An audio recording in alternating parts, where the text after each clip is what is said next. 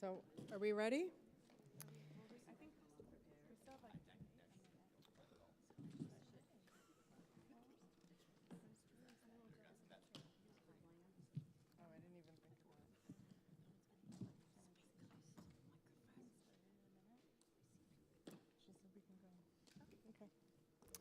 Welcome everyone to Middlebrook Middle School.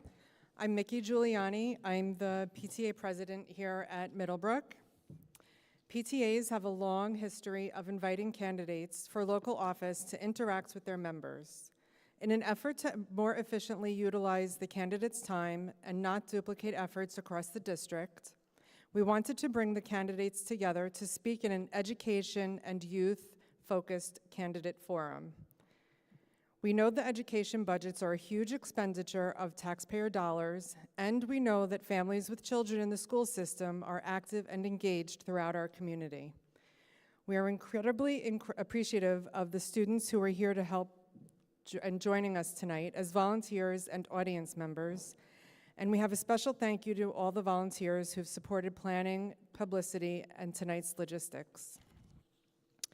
This event is designed to add to the materials already available on the political party websites, candidates' websites, and Good Morning Wilton, as well as the 2 candidate forums that were hosted last week at the Wilton Library.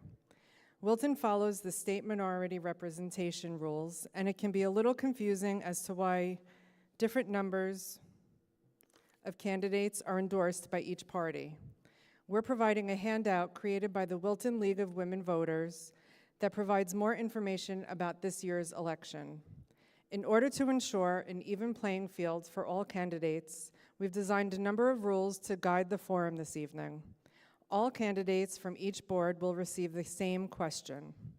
Questions were identified by the Cross-PTA Planning Committee, and community members had an opportunity to submit questions. Each candidate will have 2 minutes to respond to each question, with up to 2 minutes for the final question. We'll ask the candidates questions in varying orders. We encourage candidates to jump right into their question responses due to limited time. We know that there's limited time tonight, and we welcome community members and candidates to mingle after the formal session and have some snacks. Before we get started, I'd like to briefly introduce the candidates. Candidates, as I read off your name, please raise your hand for the audience. For Board of Selectmen, endorsed by the Republican Party, we welcome Andrew Warren. Endorsed by the Democratic Party, we welcome Rich McCarty and David Tatkow. For the Board of Finance, endorsed by the Republican Party, we welcome Kim Healy and Matt Raimondi. Endorsed by the Democratic Party, we welcome Eric Fanwick and Carrie Roberts. And for the Board of Education, endorsed by the Republican Party, we welcome Mark Shaner. Endorsed by the Democratic Party, we welcome Nicola Davies and Pam Eli. Now I'd like to turn it over to Lindsay McKay, Miller Driscoll's PTA president, for our first set of questions.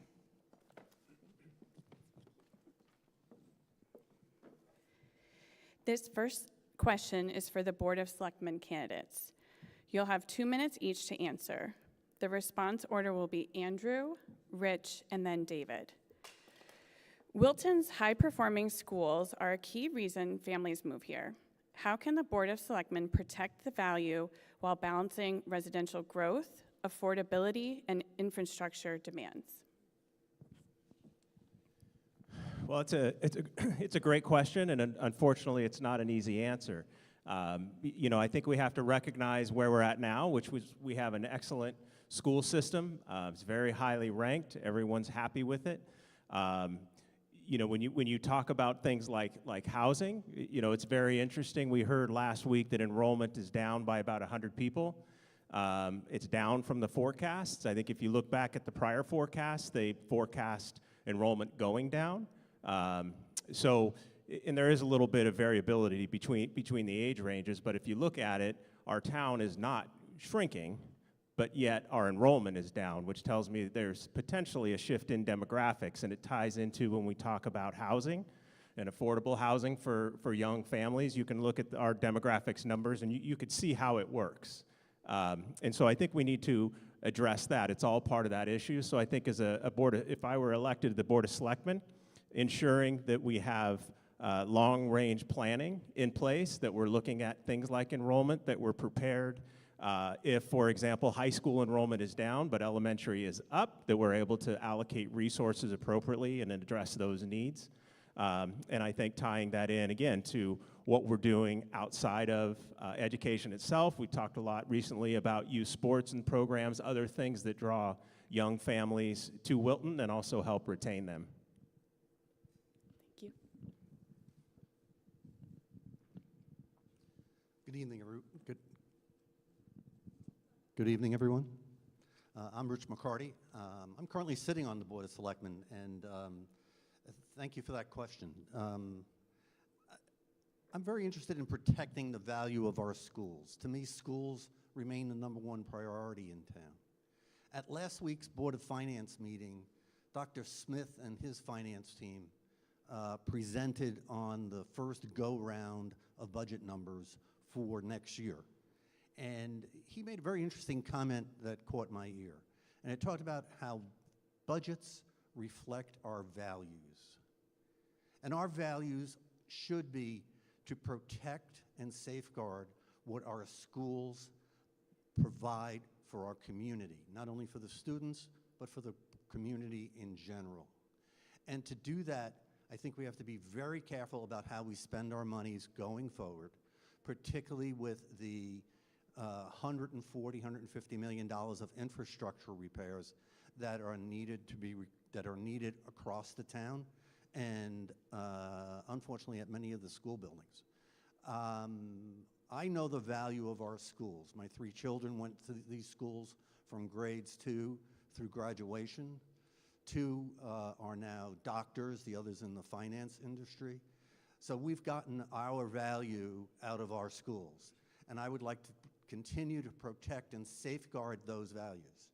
Affordability and infrastructure. At that 141 building on the corner there on Danbury Road, it was projected that 37 students were going to come out of that building, and it came in at about 32. So I think we do a very good job at projecting what the impacts are going to be, and I encourage the school boards and the Board of Education to continue to do the good jobs that they're doing. Thank you. What I think of the schools, that this one hits home for me. I have 2 kids in the schools right now. One it just started here at Middlebrook, so I feel well aligned and well invested that the schools are properly invested in and properly cared after for the next many years. I see the schools very much as investments and something a critical asset for the town. When I knock on doors, many people told me they moved from all different parts of the country, in large part just because of the Wilton schools. So how do we continue to make the schools great? Well, the facilities certainly need to continue to be maintained and improved upon. The town identified some pretty substantial capital improvements 2 years back. Middlebrook, in particular, was one of the schools that really needs repairs on a number of different levels, a number of different improvements. There's a committee right now in towns trying to evaluate what exactly the costs are going to come out to and how the town can bond and appropriately for the long term, make sure that everything gets done over the long term. So on the Board of Selectmen, that would certainly be a very high priority for me. And I believe that the investments that we make in the schools, just certainly from an altruistic perspective, I believe are the right thing to do from a values perspective. But protecting that asset, it just from a pure monetary perspective, it protects the value of our homes as well. So it's very important on a lot of levels. Just one other thing I'd mention, I think it's important to listen to the educators here in the schools. These are trained educators, trained, experienced educators.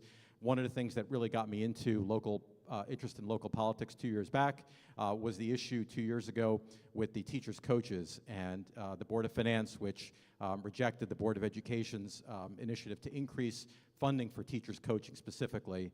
And I just think that's a mistake. And so if I'm elected in this seat, I very much hope to respect the educators and make sure they get the support and the funding that they need to the extent that I'm able to in my role. Thank you. Thank you for your responses. For the second question, the response order will be David, Andrew, and then Rich. What will you do to ensure we have the best non-school facilities for our students and families while balancing the need for health, safety, and environmental impact? So I'm assuming when you say non-school facilities, you mean athletic fields or other infrastructure in the town? Yeah. So Tracks out. a substantial portion of the young families here in Wilton enroll their kids in sports. My own kids both play travel soccer for Wilton. My wife manages one of the teams, and so it's been a great opportunity to be part of that community and see what's involved. And what we also see is the need for field improvements. So whether it's rainstorms that cause us to have to miss practices because we don't have adequate turf fields in the town. We have one large turf field, and then Ambler Farm inevitably closes, or Comstock closes, or Middlebrook closes, and then that's it for practice. So I see this as an important extracurricular activity outside of the core educational part of the town. And like the point I made about investing in the pure education part, I think investing in the facilities are equally important. Other things that I'd advocate were potentially infrastructure improvements, things like maybe more sidewalks. We've talked about trying to bring more traffic to the town center. Things like that maybe come off a little bit more economically oriented, but just from we see a lot of students come out of Middlebrook, students come out of the high school and walk. So to the extent that those students can better get around town, hopefully some of those infrastructure improvements can be another thing that we can add as well. Thank you. I'm sorry, could you repeat the question? I just want to make sure I understand the whole. What will you do to ensure we have the best non-school facilities for our students and families while balancing the need for health, safety, and environmental impact? So I think, like a lot of things that we'll talk about, one of the critical things is taking action and getting things done, quite frankly. A lot of the issues that we talk about, the lighting at Witten Field came up last week. If you look back, I mentioned this last week, almost exactly 2 years ago, there was another article, same issue, same thing, $500,000 reallocated from the fields here to improve drainage, to do the lighting at Witten Field. Nothing's happened. So it sounds like there's a path to that, but it's simply looking at the facilities, looking what we have, what our needs are. We know the issues of turf field, we know the issues of drainage here, we know lighting, all the different things. We need to have a plan, and we need to execute on the plan. We all know that when we make goals, they have to be measurable. If they're not measurable, they don't get accomplished. We need to have them. We hear a lot of talking about ideas, and we want this, and we want to do that, but we have to make them concrete, and we have to be able to make goals that are tangible and that are obtainable and that we stick to. We've seen through approval of the turf field at the town meeting this past year, there's widespread support for a lot of these things. And again, if I'm elected to the Board of Selectmen, I will do my best to make it very specific, actionable plans that we take action on, because we have incredible resources in here in town. We have a lot of property. We have a lot of very passionate people. When you look at whether it's the youth sports, the children's theaters, and all the different things that we have a lot of great volunteers, a lot of well-qualified people, and what we need are specific, actionable plans. I think you're going to find a lot of unanimity here tonight about the need for fields. I think we all agree on that. The lighting at Witten Field is beyond a curiosity to me. I counted at least 39 light towers as you stood on Christine Lilly Way along that road. 4 more are going to make a big difference. If we have to change the rule, let's get the rule changed so that that hardship can be granted to put those lights on Witten Field. The need for more fields, let's turf that field as well. If you have a multi-use field, it may serve more than one sport and more than one set of children. Health and safety is an interesting topic for me generally. I think one of the areas that is oftentimes missed in some of these discussions is the need for social services in this town. The Social Services Department provides a valuable support to people of all ages in town. And there was a recent study that was released about the tween age group, that group between about 8 and 12 who haven't hit quite teenagerhood yet. and the impacts of social media on these people and these children and the various pressures they're feeling by being exposed to many, many things in social media. I think we need to pay careful attention to the availability of social services for our health and welfare of our children. And then one item I can't understand is why Merwin Meadows wasn't fixed for the summer.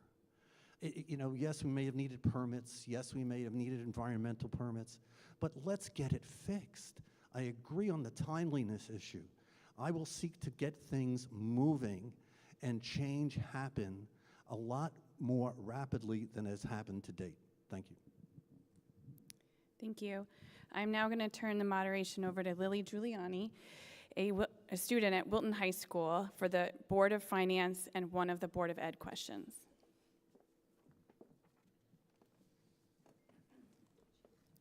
This question is for the Board of Finance. You'll have 2 minutes each. The response order will be Kim, Eric, Matt, and Carrie. Given the town's recent budget challenges and shifting state and federal reimbursements for education, how will the Board of Finance ensure Wilton schools continue to receive the resources they need without placing additional strain on taxpayers?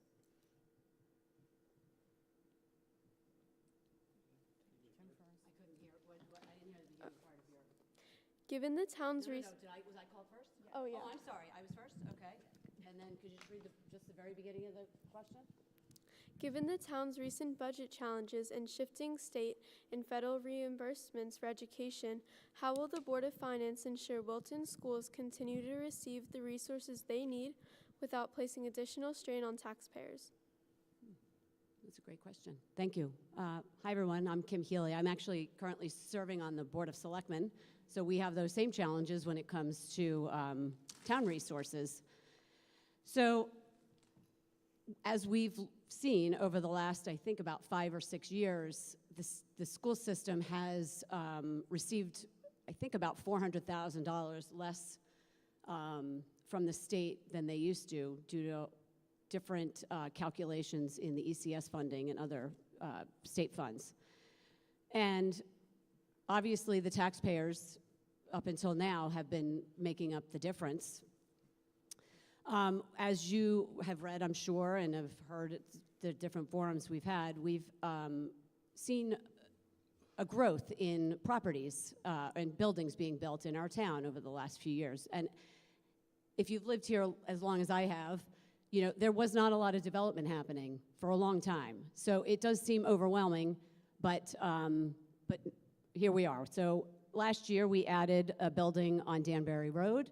It has added a huge amount of tax revenues to our tax base, and that offsets a lot of the increase in the mill rate.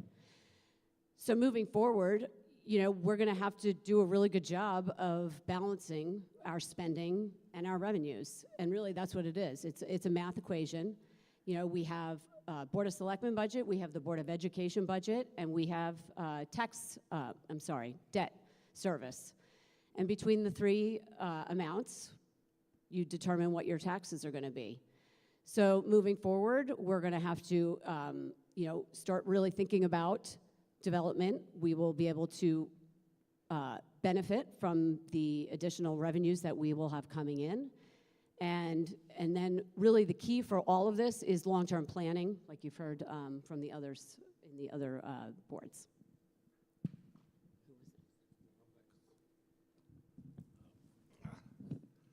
First of all, I'd like to thank the PTA for having this forum tonight and inviting us all.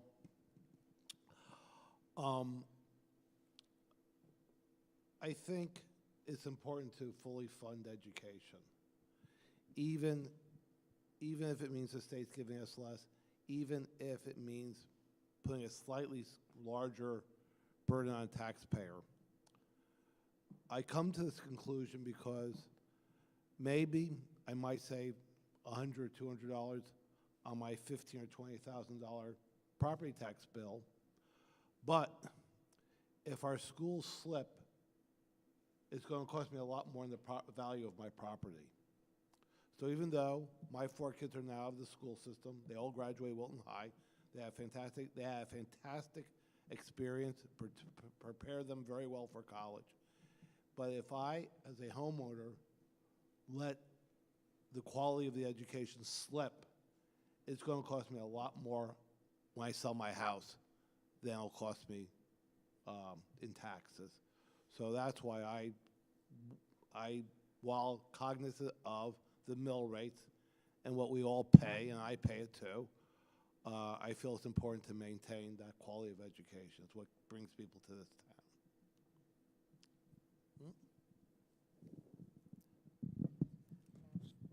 Well, thank you to the PTA. Thank you, Lily, for your question. Thank you to all 25 of you who are out here in the audience. My name is Matt Raimondi. I'm currently the chair of the Board of Finance. I'm also a Wilton Public Schools graduate. I think the last time I was on the stage, I was villager number 2 in Pandora's Box in 6th grade.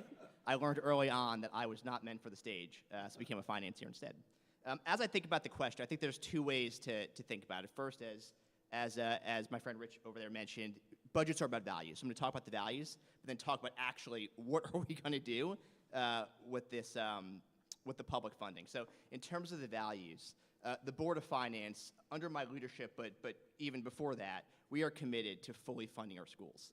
As far back as I can remember, we've always grown the budget, and I actually think over the last 2 to 4 years since I've been on the board, our schools are actually higher ranked now than they've been in the last decade. I think we're, number 2 in the state, number 88 in the country. I mean, that's amazing. And a lot of that is, yes, some of it's budgets, but I think most of the credit goes to our friends on the Board of Ed and obviously the teachers and the administrators as well. Now, in terms of the money, I have a minute left. In terms of the money and how we're going to fund it, so right now, Kim mentioned ECS. We get $450,000 from excess cost sharing grant. For next year, that is going to stay the same. The money in question is the $90,000 from, I think it's Title IX funding from the federal government. We did not get that 2 years ago, but it got reinstated last year. The short answer is the Board of Finance is committed to making sure that the schools are fully funded. To the extent that there are items that come up over the course of the year, that is what the reserve is for. So as part of our budget every year, we hold back between $1 and $2 million. It's part of your taxes. That it's there as a rainy day fund in case something happens, whether it's the Marin Meadows beach, whether it's things in the schools, we have it there. Going forward, I spearheaded the creation of a new fund that if there's money left over from that reserve, it now goes into this new building fund, which is going to service the town's needs and the town's buildings. By town's buildings, I mean the schools as well. So that's what the Board of Finance is going to do to continue supporting our schools. Thank you.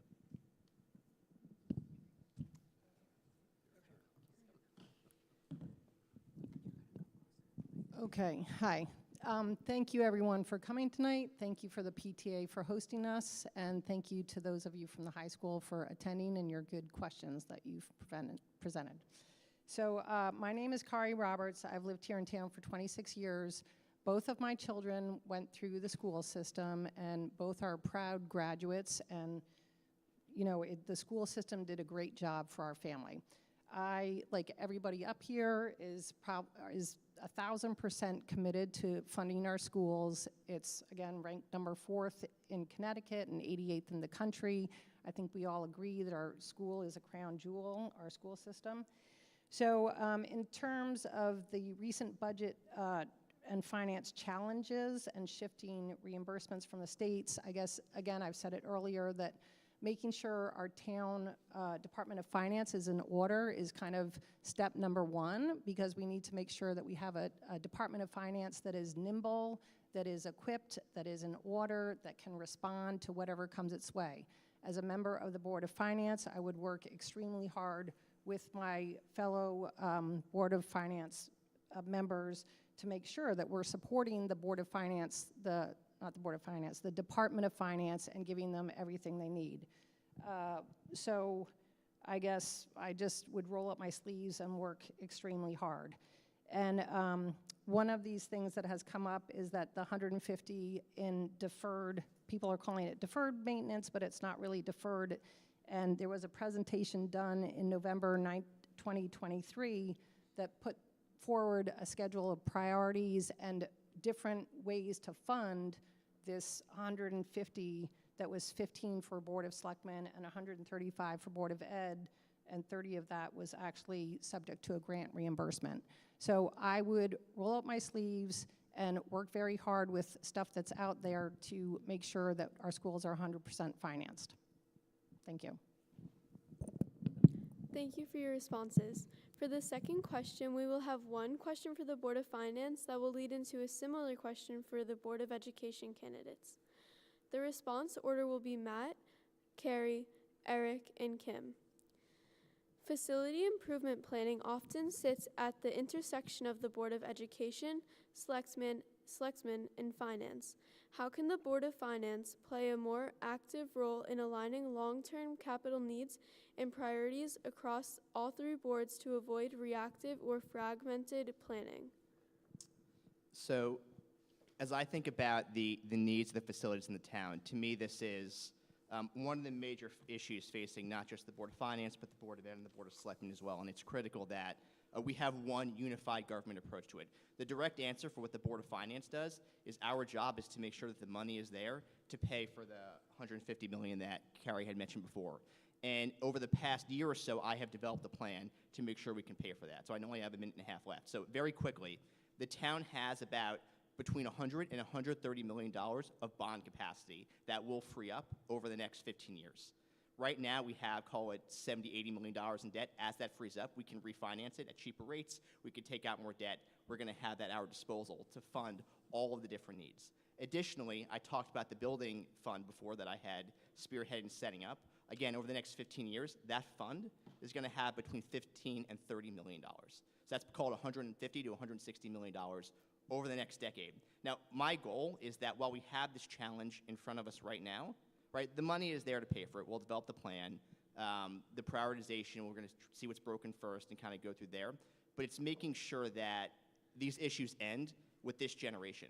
And so that the fund that we have set up, that the bonding project projections that we have, we can roll through it, and so that this deferred maintenance that has built up over time, we're not going to have this problem anymore. Because going forward, we can focus on what the vision of Wilton is and moving Wilton forward versus instead trying to fix the broken things of the past. So that's our plan for how to address it.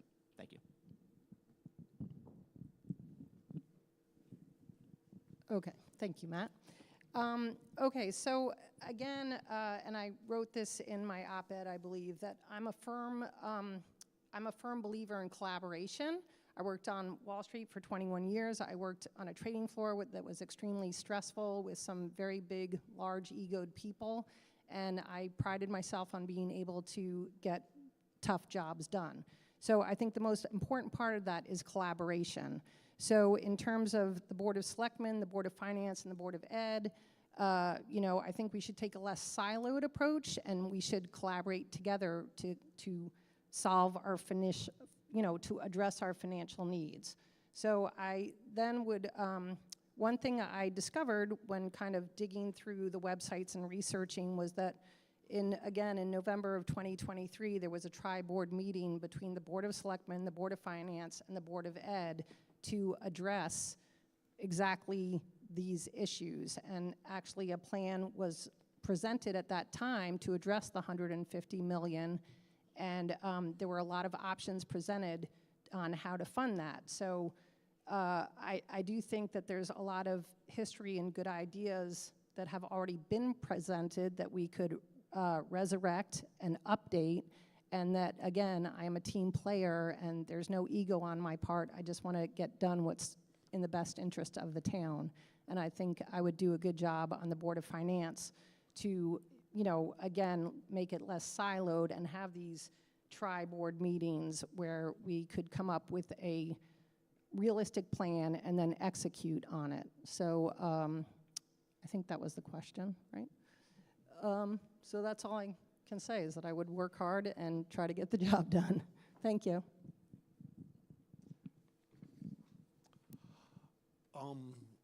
I've been in town, like Carrie, about 26 years now. And this is the first time we've actually had a real long-term planning to figure out what our needs are moving forward. I used to ask that question every year at the town meeting. So I'm actually pleased. I think that is a good first step. The next step would be also to say, separate smaller, truly maintenance items and make sure they're done on an ongoing basis from the larger, say, renovations. I came to, again, I don't think we've put any major money into this building in 25 years. I know we've done a few roofs here and there, but probably this is our oldest untouched facility. Siren Mill being the next one. So, again, the long-term planning, knowing what we need to spend, having a plan of looking at retiring debt and replacing with new bonding issues is a good first step towards tackling this issue. And maybe we can even have some extra bonding to bring some additional facilities not currently in Wilton that might make us a more attractive town as we go through this planning process. So not just maintain and renovate what we have, but add to it. So thank you for the question. I'm going to speak really quickly because I have a lot to say about this. Just so you know, we just redid the Peterson wing. We're working on Middlebrook. Depends on who you ask. But anyway, so I've been on the Board of Selectmen for 4 years. I was part of the Board of Selectmen when we authorized to spend the money to do this long-term planning needs assessment of all the school buildings and the town buildings. And as you know, the Board of Selectmen owns the buildings. The town owns the school buildings, and we manage the repairs and maintenance, the repairs and improvements that happen here. So I'm also a member. We also created a capital planning committee, which I am now a member. And really, when it comes down to it, it's all about planning and priorities. I said this the other day, right? So now we have the needs, right? We know we have a large schedule that adds up to a lot of money. It seems extremely overwhelming, but it gives us a roadmap so that we can plan appropriately, and so we don't have any huge surprises when things like chillers that cost $3 million break down, because we'll have already planned for it so that it doesn't go way past its useful life.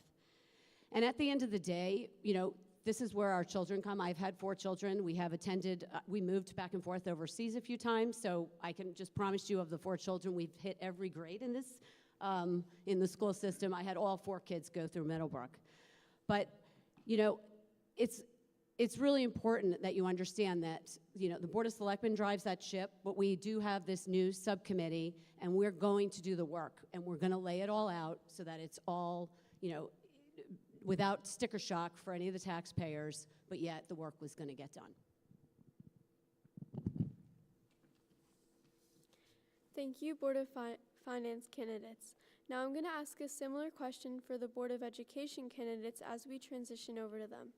You each have 2 minutes to respond in response, and the response order will be Pam, Nicola, and Mark. Expanding on the previous question for the Board of Finance candidates, and knowing that there are a number of capital needs related to school buildings and facilities, how do you think the Board of Education should prioritize the various educational needs while balancing that against sustainable tax rates for the community?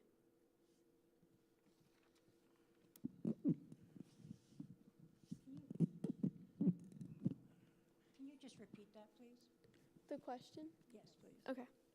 Expanding on the previous question for the Board of Finance candidates, and knowing that there are a number of capital needs related to the school buildings and facilities, how do you think the Board of Education should prioritize the various educational needs while balancing that against sustainable tax rates for the community? So I think our budget, we try very hard to, obviously, the kids come first. So what we look at are, so when we have a budget process, every school comes to us. Every principal brings their wants and their wishes and what they decided they couldn't do budget-wise. So Miller Driscoll comes to us, Cider Mill comes to us, Middlebrook comes to us, and the high school comes to us. And they all have wishes, and they all have opportunities to tell us what it is that they would need for the coming year. In that budget process, we look at very carefully what they want and what probably is not going to happen. And unfortunately, sometimes the facilities are the things that get kicked down the road. The classrooms, the furniture, things that would help them. We try very hard not to cut people and not to cut aides and not to cut paras. But I think at the end of the day, what we try to do is make sure that every kid in this school system has an opportunity to learn and be safe in a building. Is that kind of where you wanted me to go with that? Yeah. Yeah. Okay, I'm going to hand it to Nicola.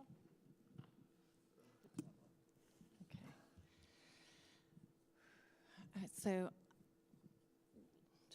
facilities plans. We have, so the long-term capital planning has come up with a list, and our priority one needs are all about, they're all things that are pretty much on the verge of breaking, and they need to be, they're at the end of their useful life. We have the air conditioning at Cider Mill was babysat by a very dedicated custodian over the summer. Just he would come in early to make sure that the thing starts up in the morning. We are very lucky to have dedicated staff who have done everything they can to keep our facilities going, and there's so many bits of plant and machinery that are at the end of their useful life, despite the incredible maintenance job that our custodians have done. I'm very glad that the town has recognized that they own the buildings and we are just the tenants, the renters. As providers of education, we want to put the money into the teachers and the curriculum, and the maintenance is the first thing to get cut, and this is where we find ourselves now. I'm confident that that things are going to get done. We're going to be all over the Board of Finance. They're going to know every time something breaks, and for February break, something tends to go wrong in the cold, and they're on speed dial.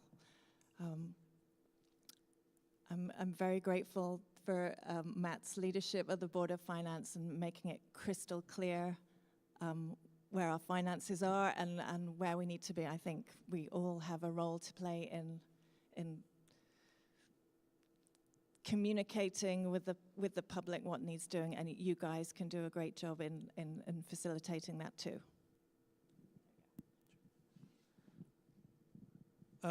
So, for me, when I think about how we balance the needs with the resources, I think was the essence of the question, and sustainability. Did I hear that right? I couldn't quite catch the last couple words. Do you want me to reread it? Yeah, that'd be great. Okay.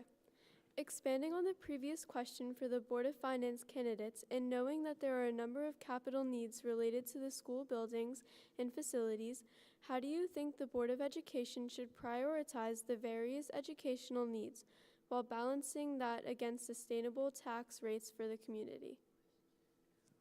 Sustainable tax rates, got it. Yeah, so I think, look, as various folks have pointed out, it is important to realize that obviously the Board of Education does not actually control the buildings. And therefore, it's more about, I think, how do we show up as both a good partner and a good steward for the town, right? And in the good partner category, I think the most important thing for us to do is to make clear what our priorities are. And to convey those clearly to the town, to the Board of Finance, to the Board of Selectmen, who will ultimately be the ones that decide the order and the extent to which these moves are made.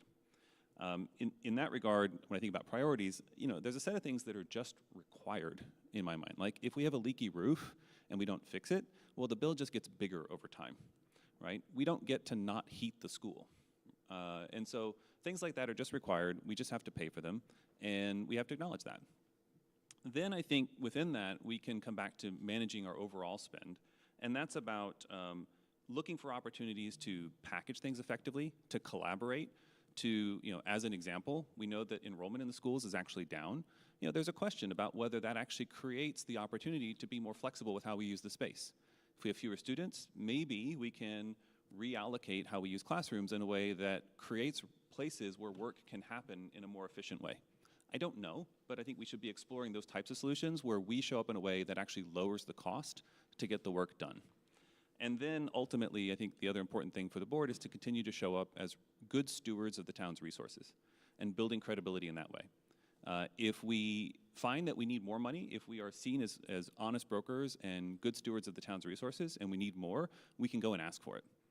Similarly, if we find that we are able to complete our mission, deliver for our students, and we have extra money, we should give it back to the town because there will be days when we need that rainy day fund, and we should help contribute to it when we are having a good day. Thank you so much. I'm going to turn it over to Christine Kramer, the Cider Mill Parent at Large, for the last remaining Board of Education questions.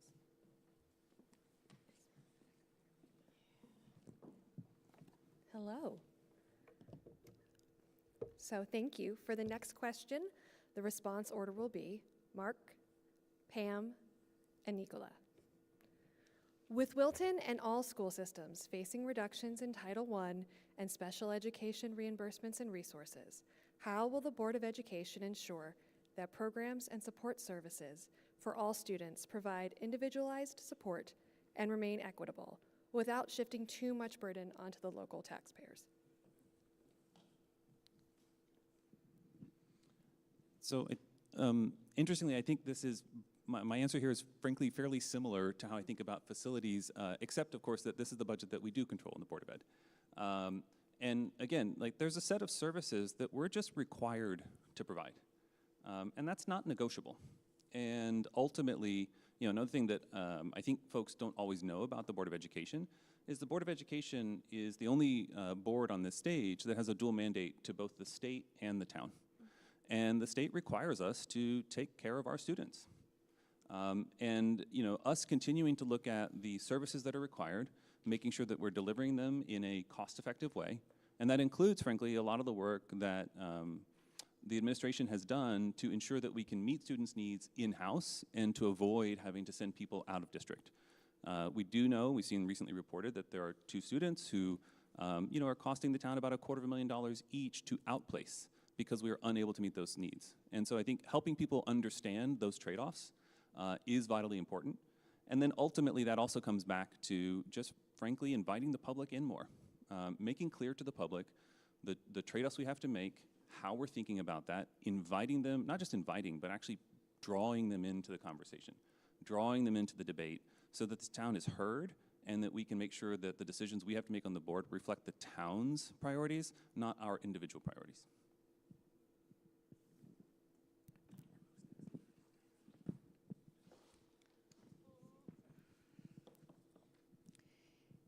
So this special ed is always kind of like a bugaboo that everybody gets to sort of think about and worry about and kind of not really have a handle on it. By law, we are required, to take care of the kids in special ed. We can't not do that. We do it there may be varying degrees of how we deliver the services, but we can't not take care of them. And by law, we have to do that. And so I think if we have to expand our budget in order to take care of the kids that need our services or different services, we have to just do that and find the money and take it from somewhere else. And we have certainly done that in the last 4 years. We've had kids that have had some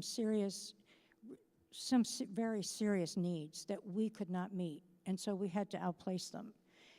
We didn't really have the budget for it, but we did it. And we just found the money somewhere else to pay for it. But I think you have to understand that by law we have to do it, and by a moral commitment to kids, we do it. And so if there's a need and we can't meet it, and there's ways that we have to find other ways to meet the needs, then that's what we do, and we'll find the money somewhere else within our own budget, but we can't not do it.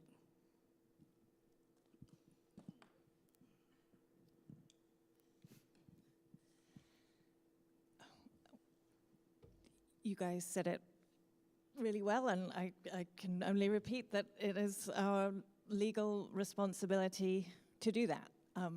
Superintendent Smith has done a lot to ensure a certain cost avoidance by having the Genesis program and community steps so that we can keep more of our students in-house. The number of outplaced students peaked in the years after COVID at 23 students. We are now, I think we're at 14 students now. So we're, if we're potentially saving millions of dollars by keeping those extra students in the school district. I acknowledge that special education is a big and uncertain driver of costs in this town and in the school district. And I do believe that Superintendent Smith is doing all that he can to avoid any costs that we can possibly take care of ourselves. The other thing we can do, and I think I can see State Rep Sabat Constantine out there, is make sure that our elected representatives hear from us and hear how important the educational ECS grants and et cetera are to our district. And we don't get a lot of support from the state, and we need to hang on to that little bit they do give us.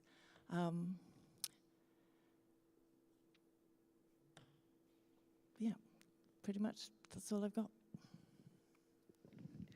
Well, for the final question, this is a two-part question, and the order will be Nicola, Mark, and Pam.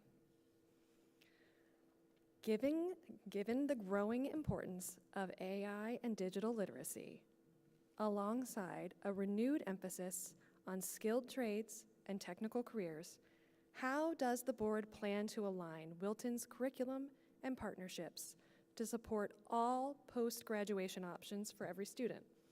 And how is the board ensuring that technology enhances learning rather than replaces critical thinking, creativity, or in-person engagement?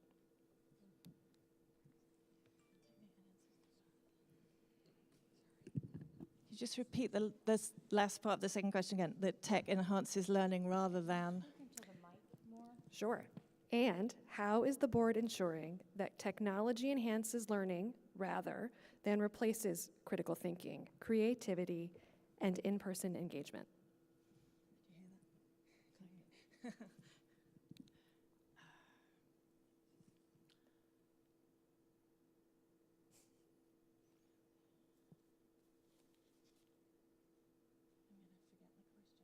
I'm going to do part 2 first because I can't remember part 1. You're going to have to say again.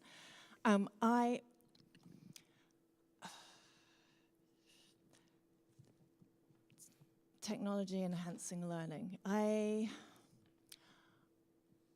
would like to think that we've reached the high watermark in how much screen time our children have.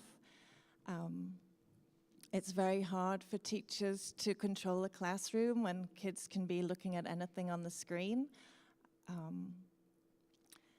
So I intend to advocate for more de-screening, and I think that the teachers are increasingly recognizing, especially at the high school, that when the kids are on their screens, the work that they're producing isn't necessarily all their own. And this is become much more important with AI being right there for the students. I think, as AI is there, it's become increasingly important that the things we teach our children are critical thinking and the way to parse all of the vast amounts of information that they're being inundated with every day. So I think that, critical thinking and digital literacy is at the forefront of all our teachers' thinking, and that's never going to go anywhere. And I know that I've only answered half the question. We should have twice as much time for this one. It's a very dense question, yes. Oh, next. Either way. Yeah, so this is a question near and dear to my heart. Frankly, I started my career as an engineer. When I was in high school, I went to a high school where about a third of the students worked on family farms, and a big emphasis was making sure that people were prepared for life after school, whether that was college or not. My first job, I worked in, funny enough, the mailroom of an AI company way back when we actually had to send software in the mail.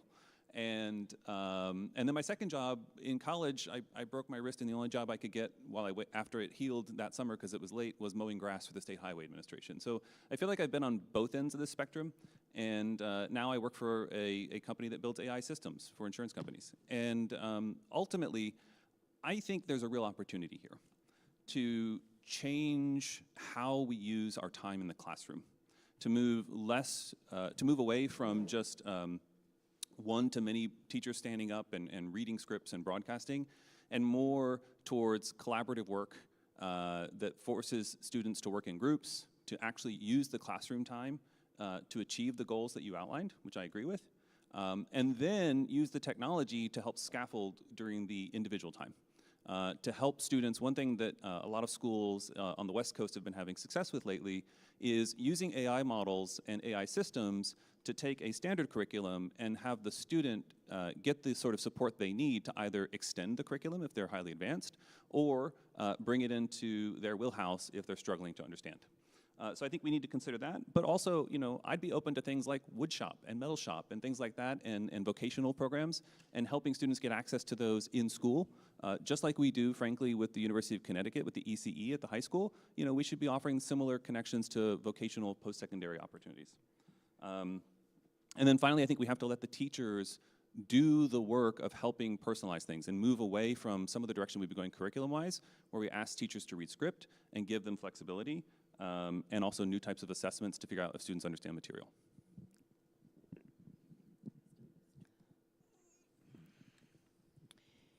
So to me, teaching is a human business. So it basically comes down to the interaction between the teacher and the child, whether they're 16 or they're 4.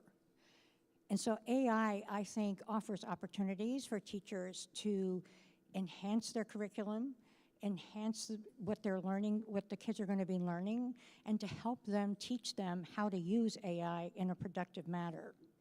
Teachers are going to have to teach critical thinking, and they're going to have to and be creative. That's going to come from the teacher, because with AI, I think many kids, especially in the high school, are going to be able to access their own learning just through AI. And then the teacher this is sort of how I think it might go.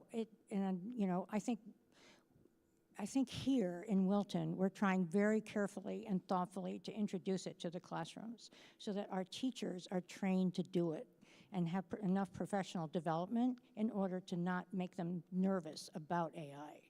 And I think it's very important that we offer that professional development to them so they understand the parameters of AI, they understand the breadth of AI, because I think it could be pretty great if we do it right. But we still need teachers. We still need people to deliver the curriculum and to deliver the AI, because it's not going to stop a teacher from wanting to teach a kid. That's their job, and that's what they love. So we have to combine both. And I agree with Mark. Mark was actually on a panel that he was pretty impressive, because he talked about the whole social emotional piece that teachers still have to deliver and help kids acquire. Thank you. Well, before Mickey closes us out for the evening, we want to give each candidate an opportunity to share any last thoughts about your candidacy, your bio, what you hope for the Wilton community. You will each have 1 minute to share, and we'll start here with Kim. What? Whenever you want. Yeah. Well. So thank you for hosting this and for everyone that came out tonight. And I'm not sure if you're filming, but if anyone's watching from home, because we all care about Wilton's children's education. So I'm running for the Board of Finance because I believe in strong, responsible financial management is essential to everything we value: our excellent schools, our town services, and our quality of life. So as a CPA, a former auditor, and a mom of 4 children who have attended Wilton schools at certain points, I have seen firsthand how every budget decision touches real families. Over the past 4 years on the Board of Selectmen, I've worked to strengthen financial controls, improve transparency, and ensure tax dollars are managed wisely, whether it was improving oversight on major projects or pushing for clearer reporting. If I'm elected to the Board of Finance, I'll continue to bring fiscal discipline, accountability, and long-term planning to every decision I make. This is about service for me and giving back to a town that we all love. I'd be honored to earn your vote so we can keep Wilton financially strong for today and for the next generation. Thanks. Well, thank you to the PTA, the audience, and my fellow candidates across all the boards. Serving as your chair of the Board of Finance the past 2 years and 4 years on the Board of Finance has been a privilege. I grew up here, I went through these schools, and I chose to come back and raise my family here. And that's not nostalgia, that's belief. I believe in this town, and I believe in its residents. I've seen firsthand that when we treat our schools and our infrastructure as long-term investments, Wilton thrives. Our schools are the cornerstone of our community and our property values as well. Strong schools and sound finances are not opposing goals. They depend on each other. And that's why collaboration between the Board of Finance and the Board of Education is essential. We may have different roles, but our job is the same, to ensure Wilton's success and affordability for the next generation. My approach has always been grounded in fiscal discipline, long-range planning, and practical problem solving. I don't believe in kicking decisions down the road. I believe in doing the hard work now so a town is stronger 10 and even 20 years from today. I'm Matt Raimondi. I'm proud to call Wilton home. I'd be honored to continue this work with your trust and your vote. Thank you very much. Also, I'd like to thank you all for coming out and the PTA for offering us this forum. My name is Eric Famick, as I said. My specialty is data analytics. I believe I bring a unique skill not offered by other candidates in looking at numbers and going from data to information to knowledge to wisdom. I hope to bring that skill to the town. I've lived here for 25 years. I spent about 20 of those years on different boards in town. I enjoy serving the town. I hope to continue that service. And thank you, and I hope you'll support me on November 4th. Okay, I want to thank everybody for coming, and the PTA again, and parents and students for hosting this. And for everybody attending. Again, I'm Kari Roberts, running for Board of Finance. I want to say first and foremost that education is of paramount importance to me, that I've done a lot of different things in my life, including my career in finance, and I think all of that was possible because I was the recipient of an exceptional education. And my husband and I agreed when raising our children that that was the #1 most important thing to us, that our children also got an exceptional education, because I think that equips you to do everything in life. You know, you can handle anything. My parents, my father was a doctor, my mother was a chemist, school teacher and social worker. She also ran a chapter of NAMI. So I come from parents that believe in giving back to the community. I'm creative, collaborative, hardworking. I'm a team player. I get things done, and I would support the Board of Education 1,000%. Thank you, and I hope I can have your vote on Election Day or before. Thank you. Early voting started. I would echo my thanks to the PTA for sponsoring this and for all your good questions. I am someone who believes that education can change lives. So I want to continue that commitment for another 4 years. My decision to run was really centered on my desire to bring an educational experience to students, and families, and educators. I was a teacher, an administrator, and I understand the challenges of a classroom, making sure that there's learning taking place, and to help educators do their job, and to help students become confident learners.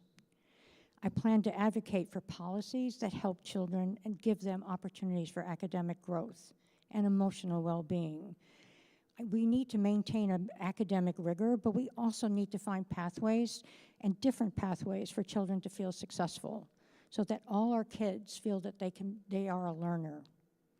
I want teachers to have their resources and training, and most importantly, the respect to do their jobs.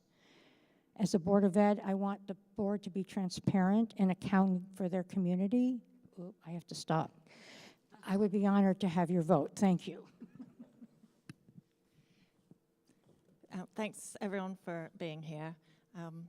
Pam, Mark, and I are very lucky in that we're running uncontested, but I think we all are doing this for the love of the community and a belief in our schools. I had a choice of where I wanted to live. I didn't even have to live in this country, but I chose to come here, and I chose to live in Wilton. I love the people here, their down-to-earth qualities, and their care about education, even though it's very hard to get them to leave their houses after dark. I have enjoyed my last 4 years on the board, and I want to do 4 more. The board is functional, it's collaborative, and we keep the kids in the center of everything we do. And long may that continue. So like as others have said, thank you for hosting, thank you for coming. You know, I think from my perspective, the thing that I hope to bring to the board is really a couple of things. Like one is just a balanced perspective. I've mentioned before, like I'm endorsed by the Republican Party, but I am unaffiliated. I've never actually been part of a political party. And I really would like to make sure that the politics is just like not just on the back burner, but entirely out of the boardroom, that we're putting the town first. I've been serving on the Parks and Rec Commission, and I think we do that really well there, and I'd like to see that happen on the Board of Ed as well. I'd like to deliver for you more transparency, and not just that you can know what's happening if you show up, but that we actively pull you into the discussion and solicit your input on key decisions. And you know, I'd like to bring what I think is a unique skill set to the board, especially around some of the evolving technology in the world and how we handle that. And frankly, I'd like to ask you to continue to stay involved and to continue to speak up so we can hear what's important to you. So thank you. I'd also like to thank everyone for attending, and the PTA certainly for putting this on. This is a great event. You know, it's interesting, and this isn't the first time as I've gone through this campaign process. You know, it's interesting to look, and you know, if you take a step back and look at what we're talking about, we're talking about how do we keep Wilton great, how do we improve, make things better. There's nothing really wrong. We have no large glaring problems. Certainly we have things that are important that we need to address, but we're lucky in where we live, and if we look at what our true problems are, they're pretty minute when we look out, you know, at the world around us. And I think it's important, you know, to recognize that we all want the same things. We all think Wilton's a great place. We love our schools. Obviously, we're invested in our schools and in our children. And I think what it comes down to is, as I said before, is simply getting things done. I'm a CPA. I've been an auditor for 30 years. I've spent my entire career working with deadlines and budgets and ensuring that I provide value to people. And if I'm elected to the Board of Selectmen, I'll provide value to our citizens of Wilton. Thank you, everyone, for coming and being a part of the local democratic process. You know, this one's near and dear to my heart, as I mentioned earlier, having 2 kids in the schools.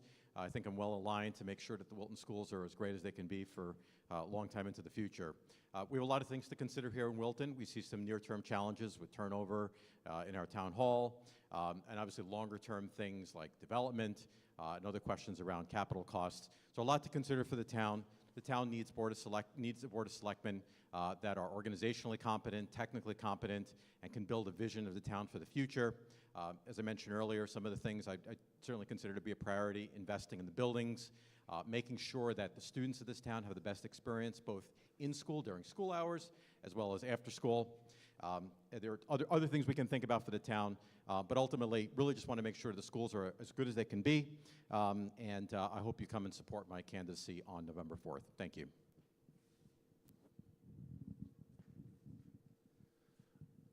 We've heard some good news tonight, potentially, about the $150 million hole in the town budgets. And we heard it as well. It's a League of Women voters debate last week. But I ask you to think about, when you vote, how we got into this position and why we got into this position. Thank you for the opportunity to speak with you tonight. It's an honor to be with such a dedicated group of parents and community members who share a common goal, ensuring the success and well-being of our children. The strength of our school community is built on the foundation of collaboration between family, educators, and government. Your commitment to volunteering, participating in school events, and advocating for our children makes a significant difference in their educational experience and the strength of our community. Our students strive when they know their parents and teachers are working together. Our engagement encourages our children, supports opportunities, and helps them reach their full potential. Let's pledge to continue to foster an environment where every child feels supported, valued, and motivated to learn. As we look ahead, I encourage us all to keep lines of communication open. If you have ideas, concerns, or suggestions, please share them. I am committed to listening and transparency and thought, and through joint efforts, we can address all challenges and celebrate achievements together. By teaching not only academic skills, but also critical thinking, kindness, and resilience, we prepare our children for life beyond the classroom. I invite you to continue partnering in our mission, whether it's through volunteering, attending meetings, or simply staying connected with your child's learning. Thank you, Thank Mr. you for your McCarty. education. Thank you for your dedication. I come with a hopeful heart that together we can foster a school environment where every child feels empowered to succeed. I look forward Thank to you, working Mr. McCarty. alongside all of you. Thank you. Thank you very much. Thank you to all the candidates for giving their time tonight, and thank you for joining us, and to all our volunteers that helped put this event together. A reminder that you can find additional candidate information at Good Morning Wilton's website, which includes recordings from other candidate forums held last week, the Democratic and Republican Town Committee websites. Early voting is available beginning tonight or today until November 2nd, and polls are open 6 a.m. till 8 p.m. on Election Day, Tuesday, November 4th. A reminder that all voting will occur at Wilton High School's Clune Center. We encourage you to bring your children to vote whenever logistically feasible, because that's just so much fun. You're welcome to linger in the lobby for a bit and enjoy some refreshments, connect directly with our candidates, and ask any targeted questions to get to know them better. Thank you for coming.